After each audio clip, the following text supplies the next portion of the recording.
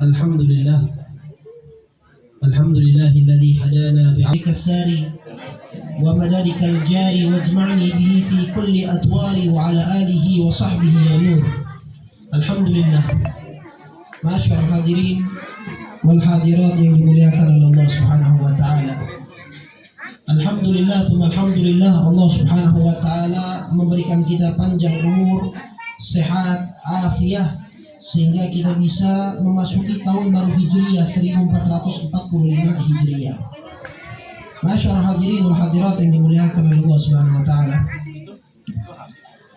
Disebutkan di dalam riwayat Al-Imam Al-Hakim, di dalam kitabnya Mustadrak Al-Imam Al-Hakim, ada sebuah riwayat yang mana berbunyi, man kana yawmuhu khairun min amsih fahuwa rabih, wa man kana yawmuhu mithla amsih fahuwa maghbun, wa man kana yawmuhu syarrun min amsih fahuwa mal'un, yukhsha alayhi an yamuta su'ul khatimah. Di situ disebutkan, barang siapa yang hari ini lebih baik daripada kemarin. Jadi Pak, Bu, kita ini kan masuk tahun baru. Kalau kita masuk tahun baru, harusnya kita evaluasi. Harusnya kita introspeksi diri. Harusnya kita memiliki target yang lebih bagus lagi. Bukan malah tahun kemarin sama tahun ini sama aja, kagak ada perubahan. Yang masih malas kajian masih malas aja. Yang masih ogah ke mesin masih ogah aja. Yang baca Al-Quran masih ngantuk aja, kagak mau dibaca-baca tuh Quran sampai debuan. Dia cuma bersihin Al-Quran pada saat mau lebaran doang, baru dibersihin debunya. Habis ini masukin lagi ke rak, tahun depan baru dibuka. Maka ketika kita masuk ke dalam tahun yang baru, itu kan artinya ada perputaran. Ada perputaran malam, siang, itu berputar terus. Itu disebutkan oleh Allah Subhanahu wa taala, inna fi ikhtilafil laili wan nahar la ayatin li ulil albab. Sesungguhnya di dalam perputaran malam ke siang, siang ke malam, itu kan hari demi hari artinya, sampai minggu ke minggu, bulan ke bulan, tahun demi tahun. Kata Allah di situ ada tanda-tanda kebesaran bagi orang yang ingin berfikir, la ayatin li ulil albab. Maka masyaallah hadirin, seharusnya dengan ada pergantian tahun, tanda kebesaran Allah, kita introspeksi diri. Apa yang kita lakukan di tahun kemarin dan apa yang akan kita lakukan di tahun ini. Orang bisnis aja ada evaluasi. Orang dagang, orang kantor, orang pabrik, itu ada rapat bulanan, mingguan, evaluasi. Rapat pimpinan, rapat karyawan, rapat bidang ini, bidang itu, rapat semuanya. Tujuan apa? Memperbaharui, memperbaiki apa yang kemarin salah. Seandainya hari kemarin itu banyak cacatnya, banyak kurangnya, banyak gagalnya, maka jangan gagal lagi. Kalau seandainya kemarin itu ada sebuah kesalahan, mari kita perbaiki. Itu rapat yang dilakukan oleh organisasi, oleh kantor, oleh perusahaan, oleh instansi pendidikan, instansi pemerintahan, itu ada rapat terus. Buat evaluasi. Lah kita sendiri kok hidup kagak ada evaluasi. Emang kita pengen hidup lempeng doang gitu lurus aja? Nggak bisa. Kita nggak bisa cuma ngikutin arus. Kita nggak bisa ngikutin arus doang. Kalau misalnya pada saat lagi arus tersebut ada terhambat, kita harus belok. Jangan ikut aja kita. Nggak bisa. Harus ada usaha. Makanya di dalam hadis tadi dikatakan, barang siapa yang hari ini lebih baik dari wa man kana yaumuhu mithla amsi. Siapa hari kemarin sama kayak hari ini, nggak ada perubahan, maka ini orang yang tertipu. Dia lebih senang, udah deh nggak apa-apa deh, 10.000 tiap hari nggak apa-apa. Ya, maka ini orang yang merugi. Yang lebih parah lagi, wa man kana yaumuhu syarrun min amsi. Kalau ada orang hari ini lebih jelek daripada kemarin, Kemarin cuma sholat subuh, hari ini kagak sholat sama sekali. Berarti kan lebih jelek dari kemarin. Kemarin maling sendal di taklim, hari ini nyolong kotak amal di masjid. Artinya kan lebih jelek daripada kemarin. Maka orang-orang seperti ini ada orang-orang yang mal'un, orang yang nyesel, orang yang dilaknat, orang yang dikhawatirkan meninggalnya suul khatimah. Kenapa? Makin hari makin merosot. Seharusnya makin hari makin meroket, ini makin merosot, makin jatuh, makin jauh dari Allah Subhanahu wa taala.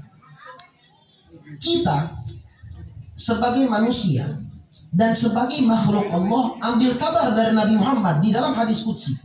Kata Allah, "Lain atani yamshi ataituhu harwala."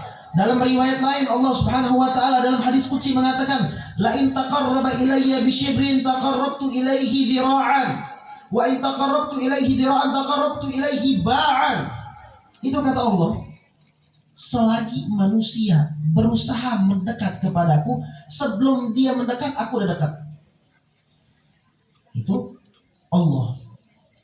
Kita jalan berusaha merangkak dengan taklim kayak gini, dengan kita nyantunin anak yatim, dengan kita kajian, dengan kita ke masjid, berusaha untuk mendekatkan diri kepada Allah. Kalau kita mendekatkan diri kepada Allah dengan jalan, kata Allah, aku akan datang kepadanya dengan lari. Maksudnya semakin kita memenuhi panggilan Allah dengan cepat, Allah akan lebih penuhi lagi panggilan kita lebih cepat. Kalau kita mendekat kepada Allah, kata Allah, satu jengkal, satu jengkal kayak gini, maka Allah akan mendekat kepada kita satu hasta. Semakin kita dekat, Allah semakin dekat. Mafhumul mukhalafah, arti pemahaman yang bisa kita tarik lawan dari pemahaman ini. Kalau kita semakin jauh kepada Allah, Allah akan lebih jauh dari kita.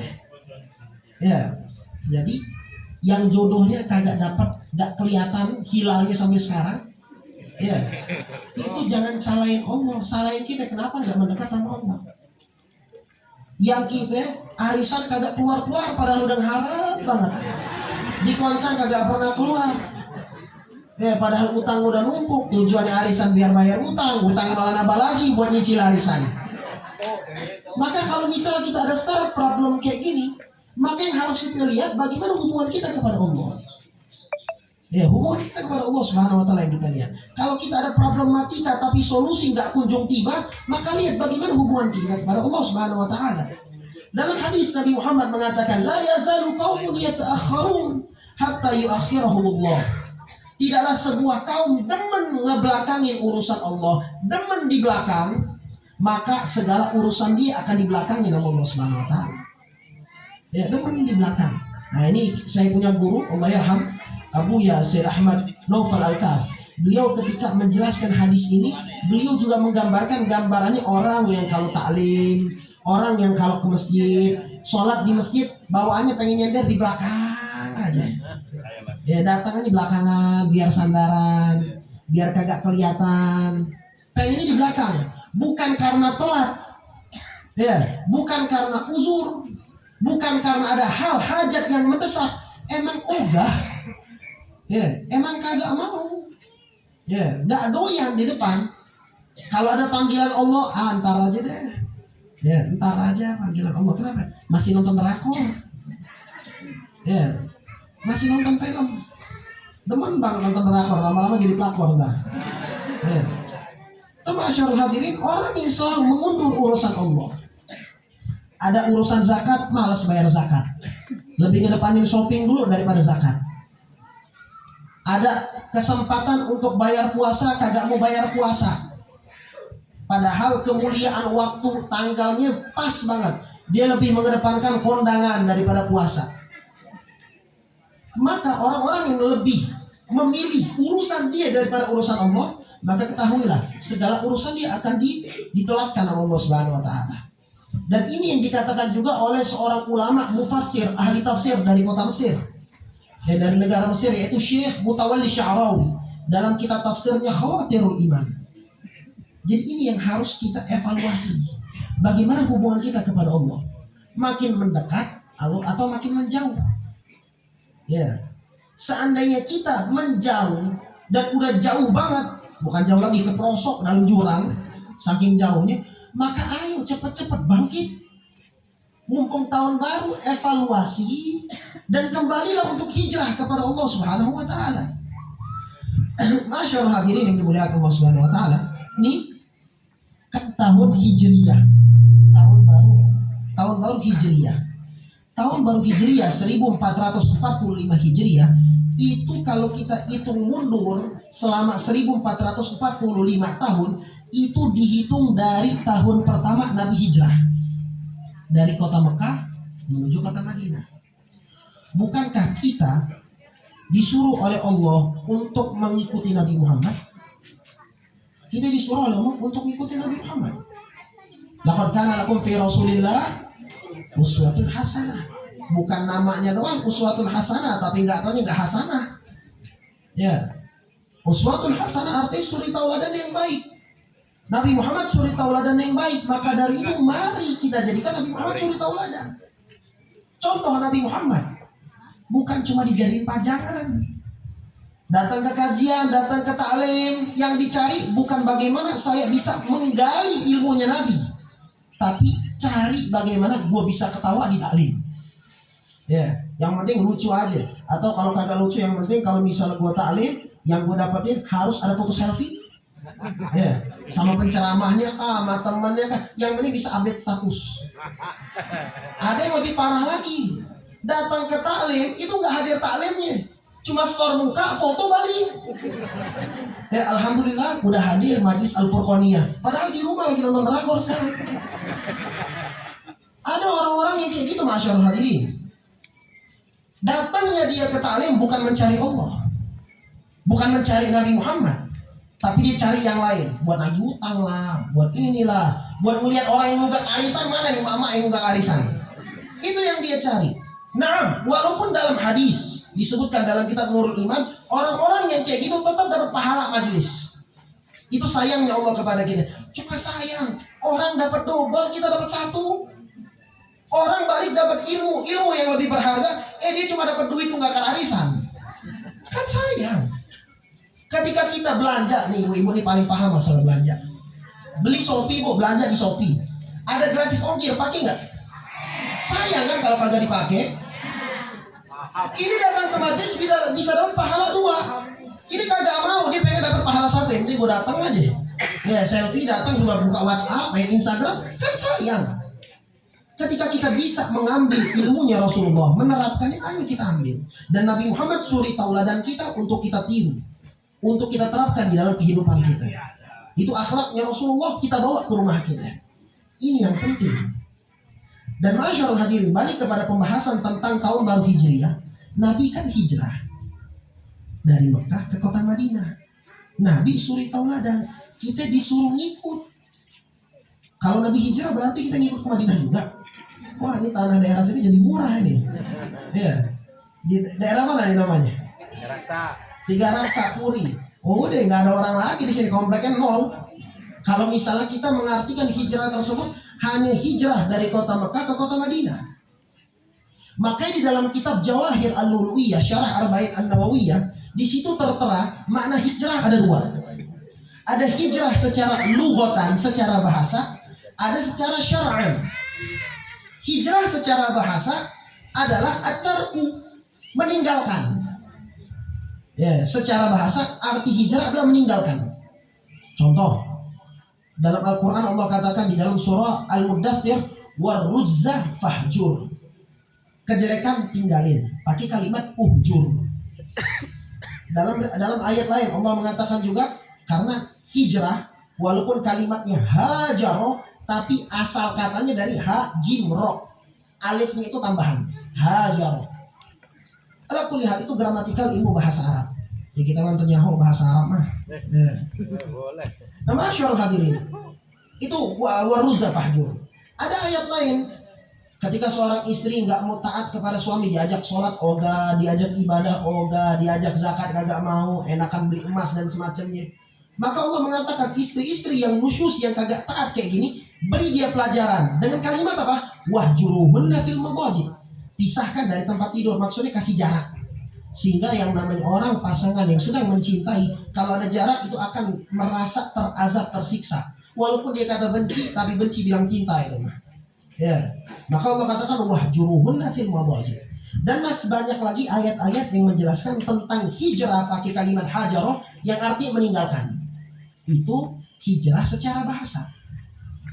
Ada juga yang kedua, hijrah secara syariat, dan ini yang diamalkan oleh Nabi. Apa itu? Mufaraqatu daril kufar ila daril Islam. Meninggalkan daerah yang bukan Islam menuju daerah Islam. Maksud daerah Islam dan gak Islam ini adalah daerah yang tidak memungkinkan kita untuk mengamalkan amalan ibadah Islam. Tidak bisa untuk kita mengaplikasikan syariat dalam kehidupan kita. Baik itu kehidupan pribadi ataupun kehidupan bermasyarakat. Sholat kagak bisa, puasa gak bisa, baca Quran gak bisa. Nah ini yang diamalin oleh sahabat. Bukan diamalin, dirasakan. Ya, yang dialami oleh sahabat ini. Bu, tuh sahabat lagi sholat itu dicaci maki. Nabi Muhammad lagi sholat sujud ditaruh kotoran onta. Itu Nabi Muhammad lagi sujud loh, ditaruh kotoran onta. Gua juga kita nggak pernah kan ngalamin kayak gitu. Nggak pernah. Pernah kita ke masjid ditaruh kotoran onta? Kagak, ditaruh jeruk. Nih ditaruh apa namanya? Larutan. Nabi Muhammad lagi di Taif, dakwah lagi di Taif, itu dilemparin pakai batu. Lah kita kagak dilemparin pakai batu, dilemparin pakai rebana dari hadroh. Maka dari itu mereka memang nggak bisa menerapkan syariat. Kehidupan Islam nggak bisa dihidupkan pada saat zaman itu di Mekah. Kita baca Quran enak setiap sore itu musola masjid kita dengar Al-Quran. Al-Quran dibacakan, sholawat dibacakan. Tadi mak-mak berdiri baca sholawat. Boleh nggak? Boleh aja. Baca. Dilarang nggak? Kagak dilarang. Ada yang mau nembak kita dari jauh gara-gara baca sholawat? Nggak ada. Abdullah bin Mas'ud ketika baca Al-Quran depan Ka'bah, telinganya hilang. Ya, kita kagak hilang, dompet aja masih aman. HP kagak hilang, masih di tas, dijagain sama teman yang duduk di sebelah. Tuh, lihat Abdullah bin Mas'ud baca surah Ar-Rahman di depan Ka'bah. Pada saat itu mayoritas masih orang kafir Quraisy. Telinganya dipotong. Dipukulin, digebukin rame-rame, terakhir telinganya dipotong. Tuh, lihat. Ya, kita agak melenceng sedikit dari cerita ini. Dari masalah tahun baru. Sambung dulu masalah Abdullah bin Mas'ud. Tapi lucunya ada sebuah kisah yang sampai membuat Nabi Muhammad tertawa. Tahu kan? Pada saat Abdullah bin Mas'ud telinganya kepotong gara-gara baca surah Ar-Rahman, Nabi hijrah ke kota Madinah. Datanglah sebuah perperangan, kalau nggak salah perperangan Uhud atau perperangan Badar, antara itu. Orang yang memotong telinganya Abdullah bin Mas'ud itu diincar banget sama Abdullah bin Mas'ud pas lagi perang. Ini orang yang motong telinga gue nih. Ya, diincar banget. Tapi beliau ketika mengincar itu bukan karena gedek. Beda sama kita. Sahabat ketika mengincar orang tetap niatnya tulus. Kalau kita niatnya udah beda. Ya, kalau kita niatnya udah beda. Gue gedek banget sama nih orang. Gue gibain tiap hari. Gue caci, gue ini, gue lemparin. Beliau enggak. Sama seperti Sayyidina Ali bin Abi Thalib ketika lagi perang. Sayyidina Ali bin Abi Thalib lagi perang. Itu pada saat lagi duel, musuhnya jatuh. Pada saat musuhnya lagi jatuh, mau ditebas sama Sayyidina Ali. Tiba-tiba musuhnya ngeludahin, comel mukanya. Musuh udah jatuh, mau ditebas, ngeludahin. Coba kalau kita kan, dicincang habis. Enggak dengan Sayyidina Ali. Ketika itu musuh berludah ke mukanya, tuh pedang nggak jadi dibunuh. Ya, langsung dimasukin ke sarungnya lagi, nggak jadi ngebunuhnya orang. Sahabat yang lain nanya, ya akhirnya sahabat yang eksekusi. Ya, yang eksekusi sahabat. Sayyidina Ali kabur. Ditanya, ya Ali, tadi engkau itu tinggal tak mati. Kok engkau malah kabur? Apa beliau bilang? Tadi pada saat aku pertama kali perang, niatku untuk Allah. Tapi pada saat dia ngeludah, niatku berubah, aku gedek sama dia. Aku takut niatku salah di dalam perperangan. Tuh lihat mereka. Dalam niat gak mau sembarangan. Takut jihadnya salah niat. Ya, kalau kita taklim aja salah niat kagak apa-apa, buat selfie. Alhamdulillah, kita balik lagi ke dalam kisah Abdullah bin Mas'ud.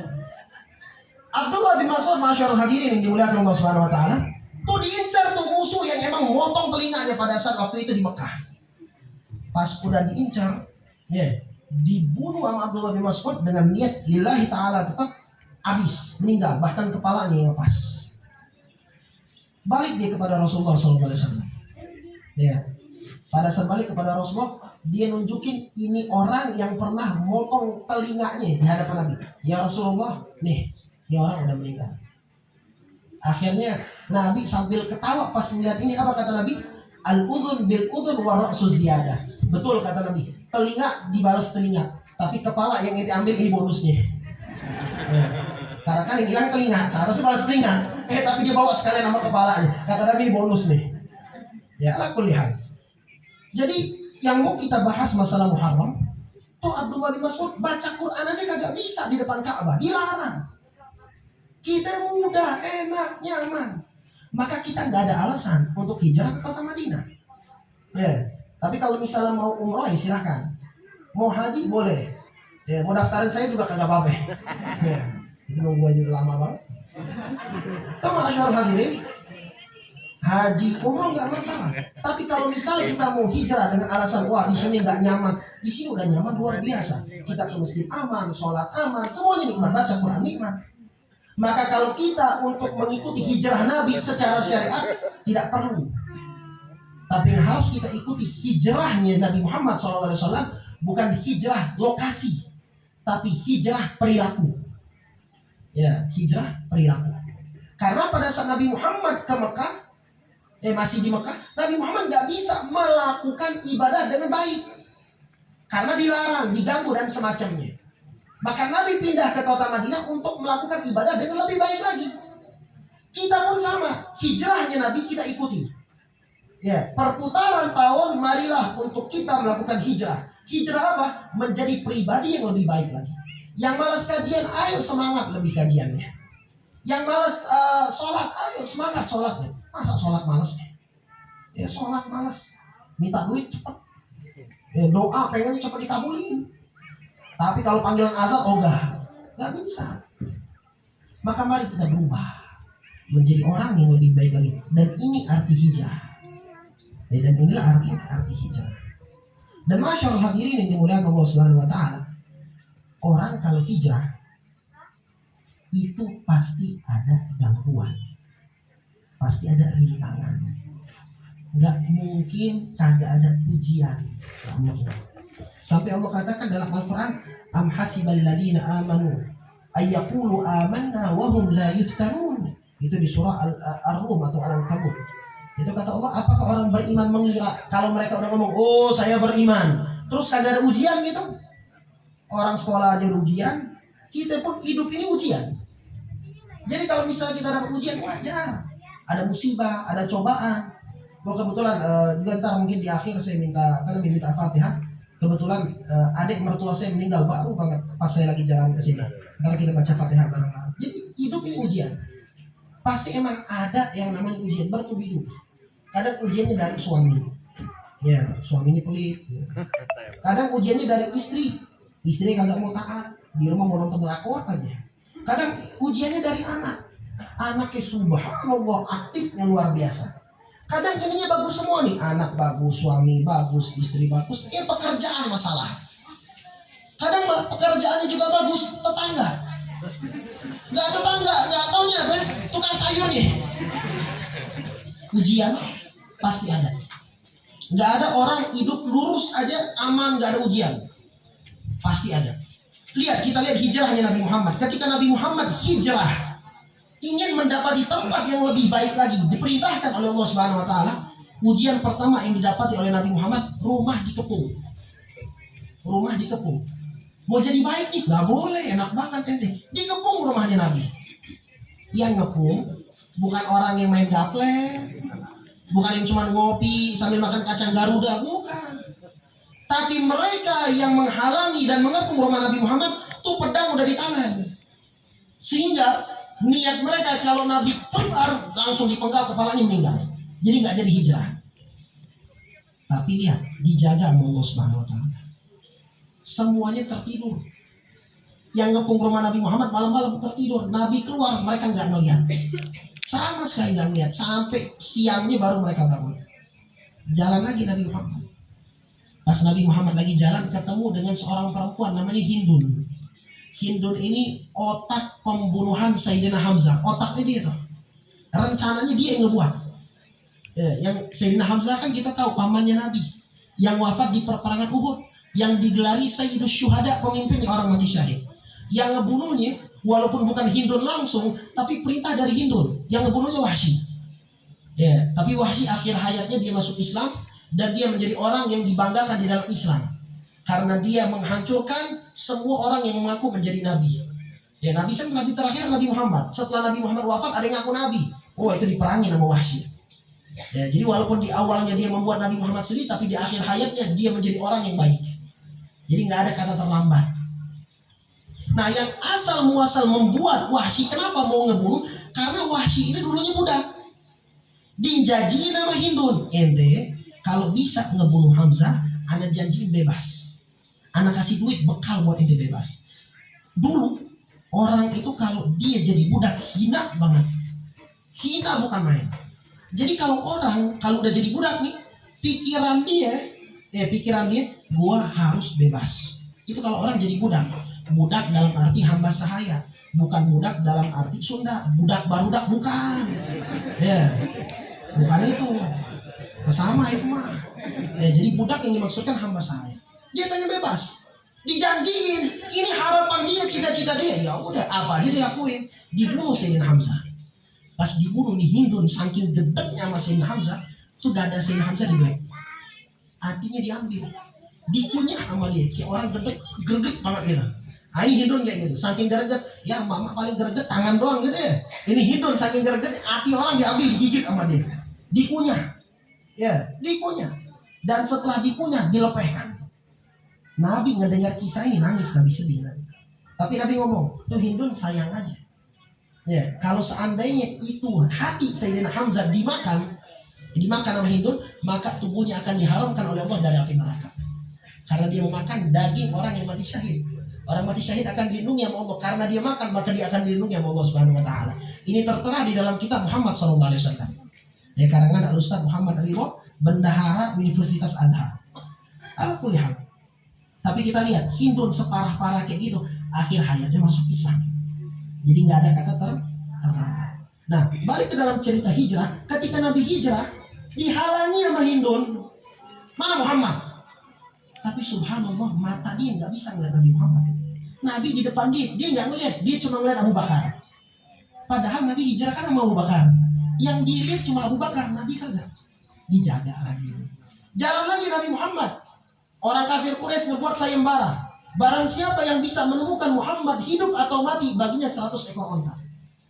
Banyak gak 100 ekor onta? Banyak. 1 onta aja kita kagak mau, kita keluarin kurban Idul Adha. Kita aja kalau Idul Adha nyari kambing. Kambing pun yang paling murah. Udah kesini nih 3 juta, jangan di sana ada 2 juta setengah.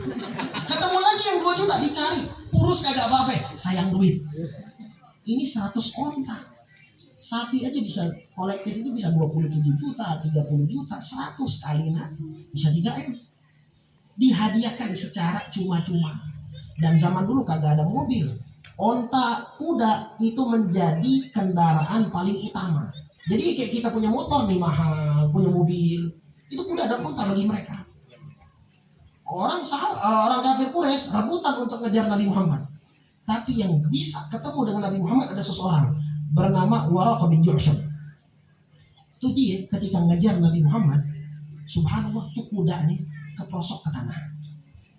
Dia ngejar Nabi Muhammad lagi hijrah, mau ngecegah Nabi Muhammad hijrah, kudanya terprosok ke dalam tanah, ke dalam pasir. Nabi melihat ada orang minta tolong, ditolong sama Nabi. Ditolong sama Nabi. Nabi tahu ini orang ngejar buat apa? Buat ngecegah Nabi hijrah. Ditolong tapi sama Nabi. Jalan lagi Nabi Muhammad udah nolong dia, Nabi jalan lagi. Dikejar lagi sama nih orang. Keprosok lagi. Ini kisah sahih. Sampai 3 kali dia ngejar keprosok, ditolong lagi sama Nabi, ditolong lagi sama Nabi, ditolong lagi sama Nabi. Kalau kita mungkin nggak kita tolong, kita timpuk kena pasir, mati terus kalian. Tapi enggak dengan Nabi Muhammad. Wah subhanallah, lihat. Gara-gara akhlaknya Nabi, ini orang masuk Islam. Hatta Hindun tadi itu, separah-parahnya dia membenci Islam, dia masuk Islam. Gara-gara akhlak. Makanya Bu, kita yang paling penting itu perbaiki akhlak. Ya, bukan perbaiki make up. Ya orang zaman sekarang yang penting wajah bagus, bukan akhlak yang bagus. Kalau wajah itu alis kagak rapi, bentuk dikit. Hidung kurang mancung, dioperasiin. Dagu nih ada akuan misal kagak bisa dipecahin, kagak ada sedotan. Operasi dagu dibiarin sini, biar pecah jadi gitu. Subhanallah, orang zaman sekarang telinga kegedean dikecilin. Ya. Rahang dioperasi semuanya sama dia.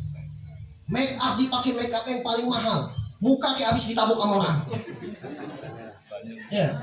Bukan berarti itu sesuatu yang tercela. Ya kalau misalnya kepada laki orang tercela, lakor namanya. Tapi kalau depan laki bagus.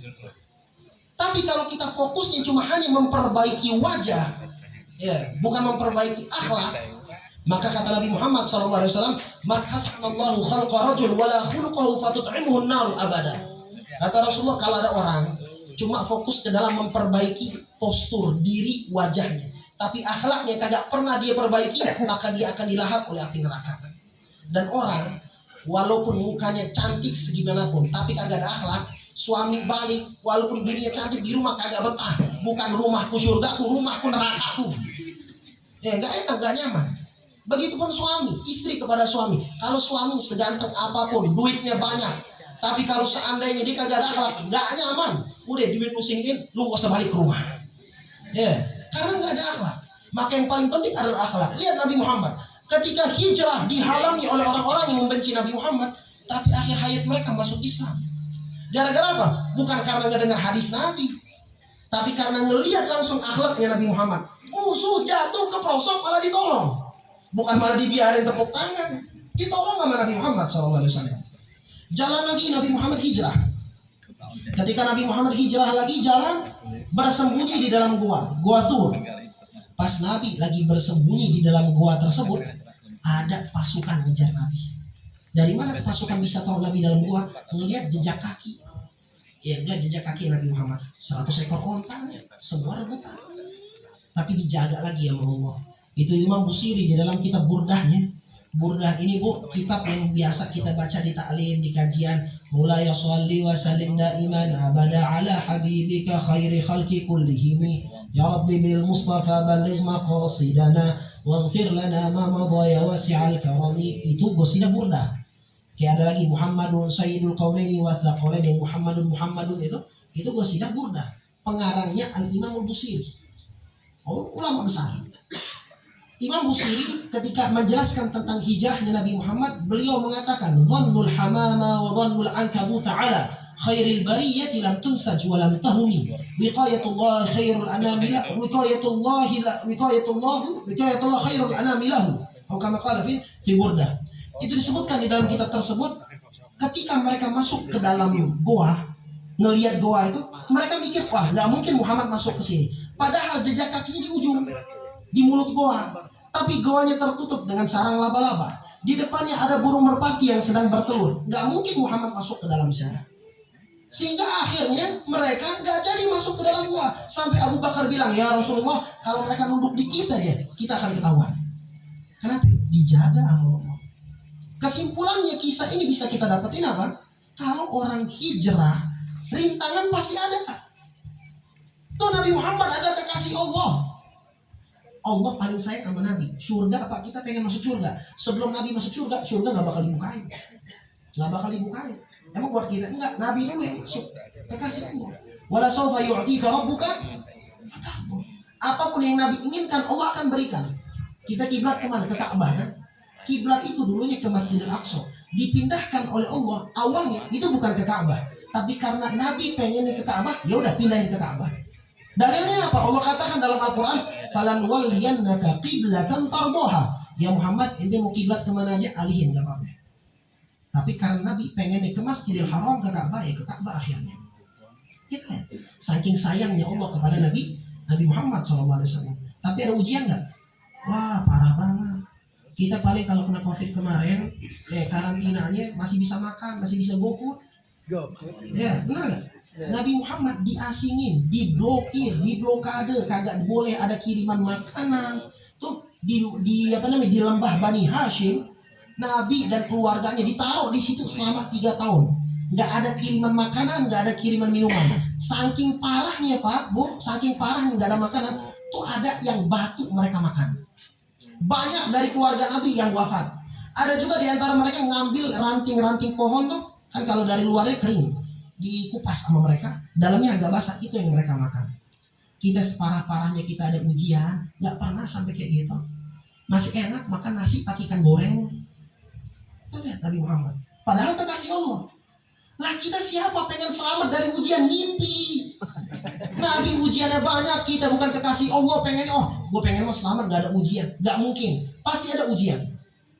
Ya, orang kalau pengen menjadi pribadi yang lebih baik atau mendatangi tempat yang baik, ujiannya bertubi-tubi. Setan gak kunjung diam. Dari kanan dia datang, ya, dari suaminya, dari istrinya, dari semuanya bakal dia datangin. Karena inilah janji mereka kepada Allah Subhanahu Wa Taala. Dia bakal ganggu, hina, dan juga bakal goda anak cucu Adam. Asyarul hadirin, itu poin yang kedua. Tapi poin yang ketiga, ya, kalau kita hijrahnya karena Allah Subhanahu Wa Taala, ya, kalau sebelum masalah hijrah kepada Allah, yang poin ketiga, hijrah itu bisa sukses kalau orang niatnya baik. Kalau orang niatnya baik, hijrahnya bakal sukses. Tapi kalau niatnya salah, nggak bakal sukses. Nabi ketika hijrah, apakah karena keinginan Nabi? Enggak. Sahabat udah ngasih solusi, ya Rasulullah, udah deh kita perangin aja, kita bunuh mereka, kita lawan. Masa kita diam aja, dipukul, diganggu, dihina? Kata Nabi, enggak, aku belum dapat perintah. Ya Rasulullah, kita hijrah aja. Enggak, aku belum dapat perintah. Ya Rasulullah, perangi. Enggak, aku belum dapat perintah. Pas dapat perintah dari Allah, baru dilaksanakan sama Nabi. Nabi ngelakuin hijrah ke Madinah karena Allah. Makanya sukses gak? Sukses. Madinah dulu Pak, Bu, kotanya namanya Yathrib. Orang yang datang ke kota Madinah itu awal kisah. Orang datang ke Madinah kena penyakit. Abu Bakar datang ke Madinah itu kena malaria atau kena penyakit demam dalam riwayat. Saking itu daerah awalnya itu penyakit. Orang nggak mau ogah ke Madinah dulu pas namanya masih Yathrib. Nabi hijrah itu kota paling adem, paling nyaman, paling dijaga sama Allah. Bahkan Dajjal nggak bisa masuk ke kota Madinah. Gara-gara apa? Hijrahnya Nabi. Karena orang kalau hijrah, dia pasti sukses. Dan kesuksesan tersebut bukan hanya akan membawa keberkahan bagi dia, tapi bagi sekitarnya. Itu orang kalau hijrah. Tapi lihat hijrahnya Nabi tadi karena apa? Karena Allah. Poin keempat, ya, adalah orang kalau hijrah kepada Allah Subhanahu Wa Taala. Masih poin ketiga, maaf. Orang kalau hijrah kepada Allah Subhanahu Wa Taala, maka dia pasti sukses. Kita lihat orang yang hijrah bukan niatnya Allah. Misal niatnya untuk dapat popularitas, biar terkenal, biar dibilang solehah, biar dibilang masya Allah. Itu tujuan dia. Oh masya Allah Bu. Yang dulunya pakai terbuka, udah pakai syar'i, ya, pakai jilbabnya rapi, tangannya tasbih tuh, tasbih yang di jari tuh, nggak lepas. Mulutnya komuk kambing, nggak tahu ngomongin apa, atau ngomongin utang. Ya. Tuh, orang kalau hijrah, kalau dia tujuannya bukan karena Allah, dulu pas dia lagi hijrah, mulutnya rapi banget, subhanallah, masya Allah, insya Allah, alhamdulillah, barakallah, jazakallah. Zikir semua yang keluar dari lisan dia. Dapat dipuji sama orang, masya Allah, solehahnya orang. Ini orang baik. Udah dapat nih tujuan dia, ditinggalin semua embel-embelnya dia. Jilbab lepas lagi, mulutnya keluar lagi kebun binatangnya. Subhanallah hilang karena tujuannya salah. Yang tujuan hijrahnya biar dapat jodoh. Pas udah dapat jodoh ditinggalin semua. Mau jilbabnya, mau ucapannya, mau ibadahnya, mau taklim, jodoh udah pegang. Tapi kalau orang hijrahnya karena Allah, dia bakal selalu berbuat baik sampai dia wafat. Karena hakikatnya pertemuan dengan Allah, tujuan Allah kan, pertemuan dengan Allah pas wafat. Jadi sampai kapanpun dia akan berusaha untuk menjadi pribadi yang lebih baik. Dan kalau orang hijrah karena Allah Subhanahu Wa Taala, rintangan apapun akan dijaga dan dihalau oleh Allah Subhanahu Wa Taala. Kita lihat Nabi Muhammad tadi, banyak gak rintangannya? Ketemu ini, dilarang lagi, dicegat. Tapi selamat aja, aman aja, karena tujuannya Allah Subhanahu Wa Taala. Maka hijrahnya Nabi Muhammad yang kita peringati tahun baru Hijriah itu bukan cuma untuk nabung petasan, bukan cuma untuk makan-makan, tapi bagaimana caranya kita untuk membanggakan Nabi Muhammad. Bagaimana caranya kita untuk meneladani Nabi Muhammad. Bagaimana caranya kita biar bisa diridhoi sama Nabi Muhammad SAW. Nah, amalan yang subhanallah diamalkan oleh kita pada saat malam ini, santunan anak yatim. Itu termasuk amalan yang diridhoi sama Rasulullah SAW.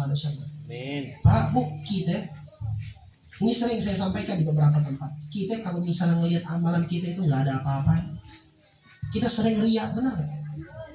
Datang ke kajian tujuannya bukan karena Allah, tujuannya riak, biar dipuji sama orang. Ada yang tujuannya fashion show. Mereka niat kita ini banyak kan nggak tulus. Sholat aja nggak khusyuk kadang. Sholat aja nggak khusyuk. Kalau kita mau banding-bandingin amalan kita jauh. Untuk mendapatkan gelar surga Firdaus itu jauh banget. Tapi Nabi Muhammad ngasih jalan pintas kepada kita untuk mendapatkan surga Firdaus, untuk membersamai Nabi Muhammad. Apa kata Rasulullah SAW? Ana wa kafirul yatama kahatain. Aku bersama orang yang nanggung anak yatim kayak gini, kata Nabi Muhammad kedudukannya. Dekat. Makanya jangan cuma fokus arisan, sisihin duit buat bantuin anak yatim. Kasih kepada anak yatim. Tuh, kedudukannya dekat banget kata Rasul. Ana wa kafil yatama kahatin. Kayak gini. Dalam riwayat lain Nabi mengatakan, "Man dhammal yatim," barang siapa yang ngerangkul anak yatim, wajabat lahul firdaus, wajib baginya firdaus. Jadi jangan sampai kita melihat anak yatim kita telantarin. Itu termasuk orang-orang yang mendustakan agama. Ara'aital ladzi yukadzibu bid-din fadzalikal ladzi yad'u al-yatim. Dan ibu-ibu, maaf nih Bu, ibu-ibu yang ditinggal wafat oleh suaminya dan meninggalkan anak yatim. Jangan kita ngeluh dengan apa yang diuji yang Allah sekarang. Ya, karena ada anak yatim yang kita asuh, suami kita udah wafat. Jangan ngeluh. Tahu nggak kenapa? Tadi udah saya bahas, Nabi itu orang yang pertama kali masuk surga. Ini disebutkan di dalam hadis, dalam kitab Ajalus Sibah ila Makarimil Akhlaq. Pas Nabi Muhammad SAW mau naik, mau masuk surga nih, dibuka. Tiba-tiba ada perempuan main nyolong aja masuk gitu. Sampai Nabi nanya, "Man anti, siapa engkau?" Dia bilang apa? Aku adalah seorang perempuan yang rela gak nikah lagi karena aku punya anak yatim dan aku fokus untuk mendidik anak yatim. Ya, dia janda. Dia gak mau nikah lagi, tujuannya untuk apa? Fokus mendidik anak yatim. Bapak-bapak zaman sekarang fokusnya nikahin janda aja. Bini jadi janda. Jadi kalau misalnya kita mau ngebantu anak yatim, ngebantu janda, kasih aja duit. Bini kita ini kagak, kita nolong janda, bini kita jadi janda. Ini yang terjadi sekarang. Ya, makanya masyaallah hadirin yang dimuliakan Allah Subhanahu wa taala, lihat Nabi Muhammad mau masuk surga, ada perempuan yang duluan. Ya, ada perempuan, ibu senang banget didukung. Ya. Ntar ada waktunya, ada waktunya. Ya. Itu sampai tuh Nabi mau masuk, ada perempuan yang mau masuk. Gara-gara apa? Dia fokus kepada anak yatim. Maka kita marilah untuk jangan tutup mata dengan anak yatim. Bantu mereka, kasih mereka pendidikan, kasih mereka uang, sayangi mereka, berikan mereka kasih sayang. Yang bisa dengan uang, yang bisa dengan tenaga, yang punya ilmu, bagikan ilmu, ajarin mereka privat. Yang bisa baca Quran, ajarin mereka iqra. Jangan sampai anak-anak yatim yang ada di sekitaran kita menjadi remaja meresahkan gara-gara kita tidak mencurahkan kasih sayang kepada mereka. Itu akan dipertanggungjawabkan di hadapan Allah Subhanahu wa taala. Kalau tetangga aja, tadi ada tetangga masalah ibu-ibu, senang banget pasti bahas masalah tetangga tadi. Bu, tetangga aja itu disebutkan kita kalau misal ada urusan sama tetangga, ada masalah sama tetangga, tetangga kelaparan, kita acuh tak acuh. Tetangga lagi susah, kita tutup mata, maka kita akan dipertanggungjawabkan oleh Allah Subhanahu wa taala. Kenapa lu kagak bantu tetangga? Karena tetangga adalah hal yang wajib kita bantu. Karena Nabi mengatakan orang yang beriman harus membantu tetangganya. Kalau itu tetangga secara umum, bagaimana kalau tetangga kita itu yatim? Otomatis lebih dikedepankan lagi. Ya, jadi alhamdulillah. Ya, orang kalau misalnya nyantunin anak yatim, undang rahmat Allah. Kita berharap mudah-mudahan daerah ini menjadi tempat diturunkannya rahmat oleh Allah Subhanahu wa taala. Tempat diridhoi yang Allah gara-gara kita nyantunin anak yatim. Dan ma'asyiral hadirin wal hadirat yang dimuliakan Allah Subhanahu wa taala, sebelum saya tutup karena kebanyakan ibu-ibu udah ngaup semua di mulutnya. Itu disebutkan ini kan ada ada tahlil juga. Ya, ada tahlil atau haul 100 hari daripada bapaknya Sohibul Bait. Ya, Bapak Soeharno. Ya, 100 hari haul bapaknya Bapak Agus, ya, itu Bapak Soeharno. Mungkin kita akan ada pertanyaan terkadang, ada terlintas dalam hati kita. Ada di beberapa tempat, kok yang namanya haul, orang meninggal, kok malah diadain maulid? Ya, kok diadain maulid? Kok bukan tahlilan? Kok bukan berkabung? Ada beberapa tempat malah ngadain maulid. Ya, seperti saya lama di Sukabumi. Itu di Jawa Barat, di beberapa tempat, saya di Parung Kuda waktu itu. Itu ngadain maulid pada saat hari ke-7. Ya, tahlil ke-7 tuh dia malah ngadain maulid. Itu kan kita tanda tanya, kok maulid sih? Kok senang-senang, kok malah ngabu hadroh? Kan baru meninggal. Ternyata Bu, itu disebutkan di dalam sebuah hadis. Kan kita kalau maulid itu sholawatan ke Nabi. Itu kalau kita sedang sholawatan kepada Nabi Muhammad SAW, itu sholawat kita nyampe kepada Rasulullah. Sholawat kita kepada Nabi Muhammad itu nyampe. Dan ketika nyampe, malaikat yang membawa sholawat itu ngabarin ke Nabi Muhammad, Fulan bin Fulan bersolawat kepadamu. Yang disebutkan bukan nama kita doang yang solawat, tapi nama orang tua kita itu juga disebutkan di hadapan Nabi Muhammad.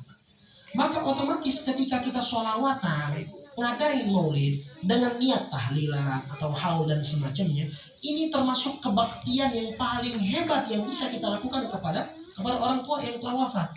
Kenapa? Karena secara tidak langsung kita sedang mengenalkan orang tua kita kepada Nabi Muhammad. Kalau kita mengenalkan orang tua, sholawat sehari 2 kali. Yang gak bisa ngadain maulid, ya udah baca sholawat. Sehari-hari baca sholawat 100 kali. Orang tuanya wafat baca sholawat. Tujuannya apa? Agar nama kita dibacakan di hadapan Nabi Muhammad, nama bapak kita juga. Dan Nabi Muhammad ngedengar. Kita aja kalau misal ada orang lewat kepada kita, Assalamualaikum. Sekali kita dengar, kita mungkin jawab, Waalaikumsalam. Tapi masih ya acuh tak acuh.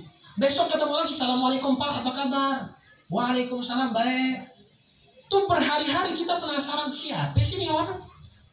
Makin hari makin penasaran, kita akan cari tahu siapa ini orang. Begitupun gambarannya ketika ada sholawat nyampe kepada Nabi Muhammad. Sekali 2 kali ya biasa, tapi semakin sering maka Nabi Muhammad akan bisa memberikan syafaat kepada orang tuanya tersebut. Ya, makanya sholawat itu sumber kebahagiaan, sumber keberkahan, baik untuk apapun juga. Jangan tinggalkan sholawat. Insya Allah kita diberkahi ya Allah Subhanahu Wa Taala. Amin. Insya Allah setelah keluar dari tempat ini kita bisa hijrah. Amin. Kita bisa tulus niat untuk menjadi orang yang lebih baik lagi. Amin. Kita hadir taklim, tulusin niat, jangan sembarang niat. Ya. Makanya Nabi Muhammad ketika menjelaskan ini hadis yang mungkin semua kita hafal.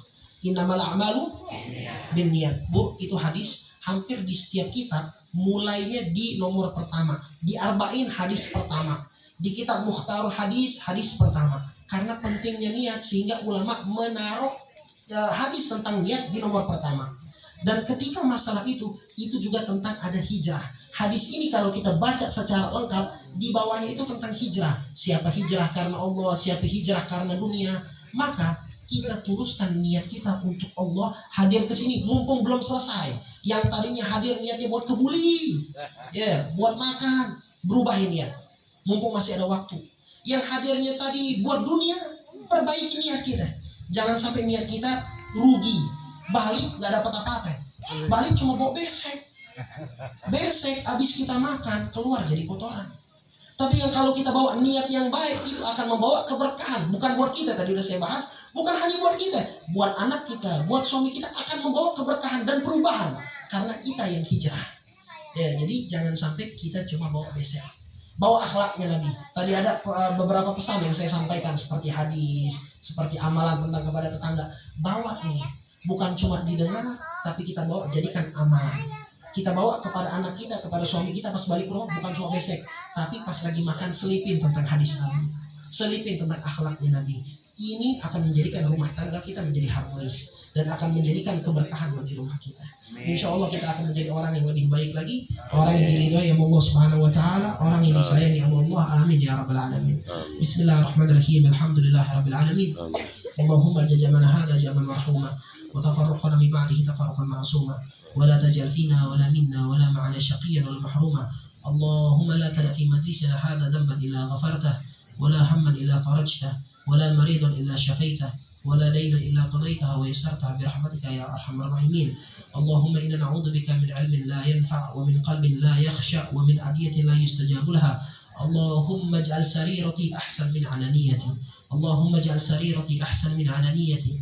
اللهم اجعل سريرتي أحسن من علانيتي. اللهم اجعل القرآن ربيع قلوبنا. اللهم اجعل القرآن ربيع قلوبنا. اللهم اجعل القرآن ربيع قلوبنا. اللهم حبب إلينا الإيمان وكره إلينا الكفر والفسوق والعصيان يا رب، واجمعنا وأحبابا لنا في دارك الفردوس يا رجوانا. يا ربي واجمعنا وأحبابا لنا في دارك الفردوس يا رجوانا. يا ربي واجمعنا وأحبابا لنا في دارك الفردوس يا رجوانا. ربنا تقبل منا إنك أنت السميع العليم وتب علينا إنك أنت التواب الرحيم.